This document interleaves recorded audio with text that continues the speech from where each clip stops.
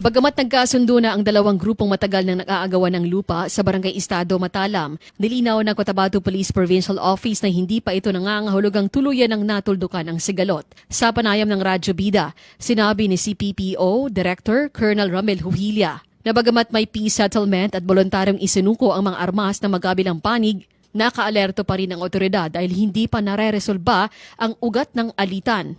Ang usapin kung sino ang tunay na may-ari ng lupa. Sabi niya, ang pangmatagalang solusyon ay nakasalalay pa rin sa pagresolba ng mga ahensya sa usapin kung sino ang lehitimong may-ari ng pinag-aagawang lupa. Ipatutupad ng PNP at Armed Forces of the Philippines ang iba't ibang hakbang upang maiwasan ang gulo. Kabilang dito ang pagpapanatili ng mas pinaigting na police at military presence sa Barangay Estado at mga karatig na lugar. Mananatili rin ang kasunduang kailangang humiling muna ng police at military assistance ang mga magsasaka bago mag-ani. Sa huli, hinihikayat ni Huhilia ang mga residente na makipagtulungan sa otoridad, sundin ang kasunduan at agad na iulat sa pulisya ang anumang kahina-hinalang aktibidad upang mapanatili ang kapayapaan at maiwasan ang muling pagputok ng karahasan sa nasabing barangay.